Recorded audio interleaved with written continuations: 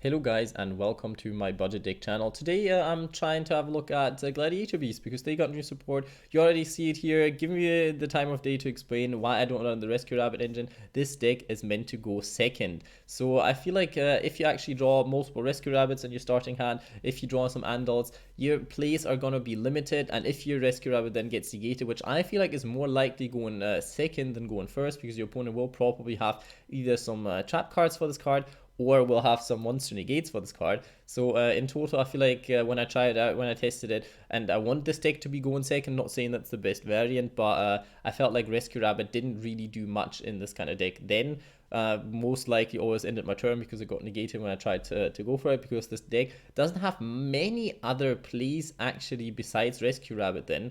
So if you don't get this off, you probably will not get off much. So I hope you can understand that. I know some people won't, but that's fine. You can play the deck however you want to be. I just wanted to focus more on the whole battle kind of thing. And yeah, that's when going second kind of came in handy for me. Double Gladiator Beast Augustus. You could play him at 3. I feel like kind of came in bricky a little bit if you played it at 3. You can summon it out of the hand with some of the effects. You can use this card to unbrick your hand sometimes. It is not too bad, to be fair. Plus, it doesn't even stop you from summoning itself from the hand. So technically, you could play some rank 8s and whatsoever in this deck. This deck really has a lot of extra deck potential, in my opinion. But I felt like yeah, I wanted to use other kind of cards and see how they would treat me in that kind of sense. Double Dino Wrestler Pancratops could help you go into your Link monster, because you only need one Gladiator Beast and any other monster for it. Plus, pop in some cards, go in second. This card is usually quite neat. Only a 2 because you can only use it once per turn. So I feel like, yeah, it's okay. You could play it at 3 if you want to, but I feel like at 2, this card is totally fine. Another card at 3, the new guy, because some people only play at 1, but it could be because of the Rescue Rabbit engine, because you don't have that much space. I like that you can summon this card during the battle phase, and if you already kind of took care of your opponent's board, and this can help you put more damage on board. It can help you afterwards going into place, going into stuff like your fusion monsters, popping cards on your opponent's board. This deck is not much of an OTK deck itself. I mean, Utopia Double kind of does, but the rest, it's not super OTK-ish in a sense. It's more of a, you want to decimate your opponent's resources, then maybe end with 1 or 2 negates somewhat on your turn, and then finish your opponent in the turn afterwards. So this is why I feel like those kind of cards help kind of a little bit establishing your board even after the battle phase, where you then can still get rid of cards that your opponent has. Double Darius, you could play 3. With this card, you can even revive fusion monsters, which can be quite nice. Sadly, effects are negated, so it's not always super helpful, I'd say, but you can go into other kind of things then with the monster. Plus, this is somewhat your rank 4 engine, so I feel like in general the card is pretty nice. And you definitely, I know you can special summon all out of the deck basically, but some cards you need to run it too, because you don't want to see them in your hand, because then that means you can't summon them out of the deck anymore. I want to quest it because, well, adding cards from your graveyard to your hand can be quite neat to establish at least some card advantage. So that's card I want is fine though. Double Bestiary, you could play it at 3, but it's searchable, and I feel like at 2 it's fine. Popping a spell trap card is nice, but that's not even why we run this card. But this card deck is kind of a Geyser's turbo in a sense, not super turbo that's the only play, but you see it's 3 times in the extra deck. You probably could bump it down to 2 if you wanted to, but I feel like the card puts in so much work, and it's not once per turn, so you can actually do this over and over again as long as you have Bestiary, and I really like this. So I feel like sometimes summoning this card, you only need one other Glad Beast monster, which this guy comes in quite handy. So you could actually go for a lot of shenanigans with that. And there's another card that kind of supports this a little bit more. Beast Atrix, I love the Atrix kind of effect. Basically, I mean, it's not super good, but you can send one from the graveyard, and like the name becomes the same, so it helps you going into another Geysers if you want to. So I feel like this card is better than you think. The high defense, I don't know if the card really had to have a high defense and not a high attack. Would have wished for a 1.5 attack point monster, but no, had to be a defense monster. I don't know why that is, but whatever. A card that I've not seen a lot of people play, but I think isn't too bad, is actually Sagittari, because you can generate some advantage with this card if you special summon it off of the effect of something, and mill a card that you might be able to revive from the graveyard, and it is better than you think because you get to draw 2 cards. And it's not like a Lure of Darkness where you really lose something, but you actually do make kind of a profit of it because you special summon this card off of the effect and just swap something out. So overall, this card gives you card advantage, so I wouldn't see why you wouldn't run it at least at 1 in the deck. One Murmillo, also a card that not a lot of people play, but being able to pop more cards on the field is kind of nice in my opinion. And even if you don't get to build a crazy board, I know why you don't want to play this card when you go in first, but go in second if you can't manage to build a crazy board, but you get the effects of that you can swap out a lot of Glad Beast monsters from time to time, then decimating your opponent's resources to the point where he doesn't really come back anymore. I feel like this card really helps with that. Triple Test Tiger, I've seen a lot of people running too, but if you have Rescue Rabbit, you don't need them that much. But if you don't, then this card really helps you facilitate the go into the Link monster, the new one. So I feel like this card is already kind of neat. The second effect that you contribute to and another basically Glad Beast monster you control, shuffle into the deck, it loses your resources, but if you have an effect that you really want to get out, then I don't know, Augustus possibly, you know, there's some kind of things that could be helpful, maybe Darius, so you don't lose resources, so Test Tiger can come in handy. Triple Ash Blossom because it basically hurts any deck and you want your opponent to not build the craziest of all boards. Effect Veiler, well, it's the cheap impermanence, and since this is a budget deck channel, you all know why we're playing Effect Veiler.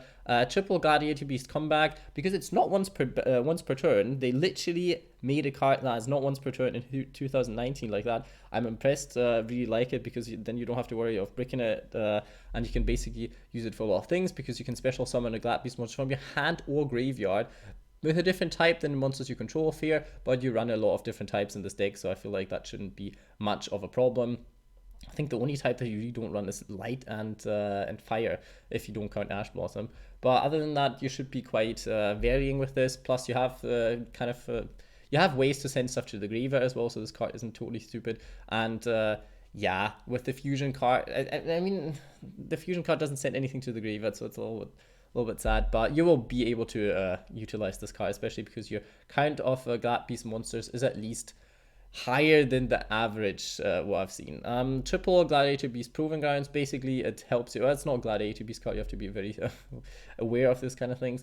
It helps you get into your Bestiary if you need it. It helps you search in Darius, which you don't usually want to normal summon, but it gets you, it deck thins and it gets you to cards that you might want. It's not necessarily a great card in this deck because it's only level 4 or lower, so technically you don't have to play it, but I feel like thinning the deck out a little bit, being able to search Bestiary in a sense can be quite nice, but there's no massive need to play this card in my opinion.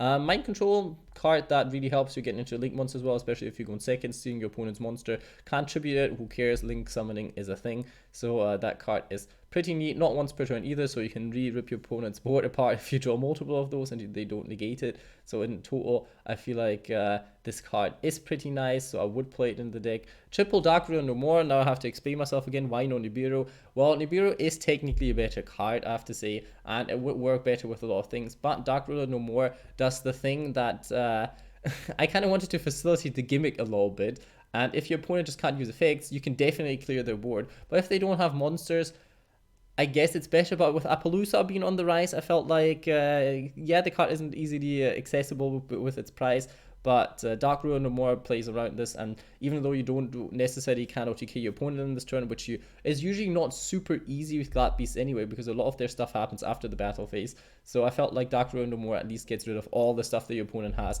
and possibly leaves him with nothing, even though if you can't finish him then, you might scoop it up, or you finish him the next turn. Obviously, play Nibiru if you like to. Monster Reborn, pretty easy in this deck. You have a lot of stuff in your graveyard possibly, so I feel like that card kind of explains itself. One Gladiator Beast United, because you can search it off the Link monster. The card is really nice to get you more damage, to get you more poppings off with your Geyserus, because you can even use monsters in your graveyard, which technically that clause is only there because you think, oh, there's not many monsters going into the graveyard in this deck because you just shuffle them back and whatsoever, but in total this card can still come in handy, being a quick spell, but only usable during the battle phase. I kind of get why, but yeah, so it's not that easy to set and use during your opponent's turn, because you give him quite a lot of time to get rid of this card then. And one Gladiator Rejection. Basically, this card is good, But is it super good? Like, I like it. I like that you can't target it, but it's better going first than going second. Is a win more card, but you could play it at 2, but I really don't want to play it at 3. Honestly, I really don't want to play it at 3 because you break with this card a lot. Like, if you draw 2 of them in your starting turn, then you're done. So I feel like this card at 1 can be helpful, but it's a bit of a win more kind of situation. You can facilitate it, but is it super good in going second? I didn't think so when I tried it out.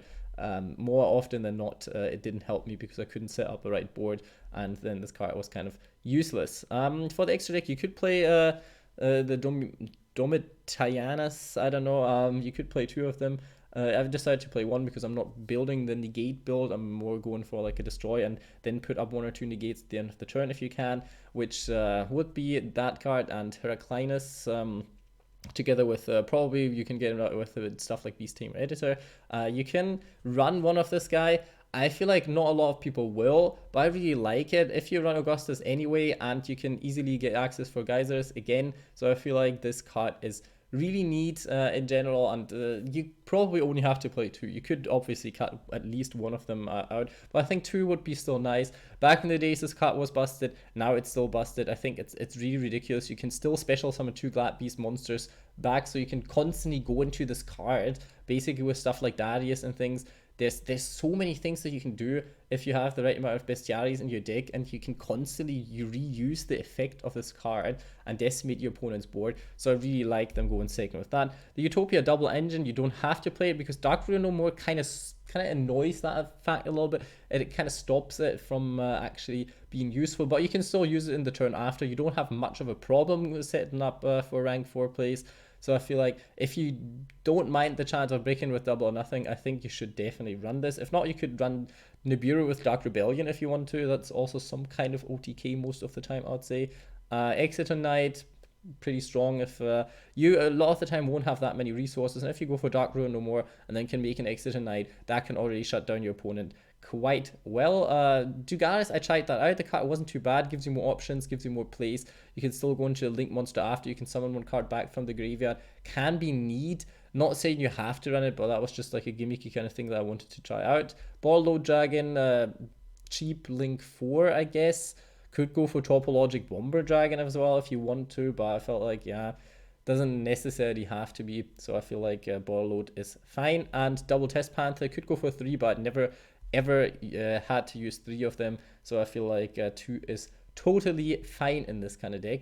I hope you enjoyed the deck profile so far. I will just quickly go over some side deck options that you have, because you see this deck is right now more against monster heavy decks like Dragon Link, Salamangreat, Marincess, all those kind of things that are popping off right now. If you're playing against control decks or Sky Striker or whatever, obviously Twin Twister for trap decks and other reboot could play Super Poly. You probably will find space in the extra deck to run the kind of fusions, but I wasn't sure if this card ever gets banned or put back 1 to 1, so I feel like not necessarily a thing. You could play Reasoning in the deck because you run a reasonable amount of monsters with different levels, so starting off your plays with that wouldn't be too bad, but I felt like if for the case where it doesn't, then yeah, it's not that great. Would be Ash Blossom bait though, so could consider this card. And you could run, instead of your Prankertops, or with your Prankertops even, could run Cyber Dragon and Chimera Fleet, because basically you could get rid of multiple monsters of your opponent then, and yeah, still have the card to link it away with for the Test Panther if you normal summon any kind of Glad Beast monster, so I felt like this would not be too bad in the deck either. So I hope you enjoyed this deck profile. Leave a like, comment, subscribe for more crazy shenanigans and cheap decks. Basically, the deck shouldn't be more than 50 to 70 bucks. I think all the Glad Beast monsters are fairly cheap. Dark Ruler No More is probably one of the more expensive cards in this deck. And I think one of the Glad Beast spells is currently around like 5 to 7 bucks. So you have to invest like a tiny bit, but I think the deck is quite neat. The deck yeah, going first is probably a little bit better, but I think if you really love Glad Beast just for the fact that they're Glad Beast, I think this deck will make you a little bit more happy because you use the gimmick a little bit more, and you feel like back in the days, I feel like a little bit. And I hope you have a good day.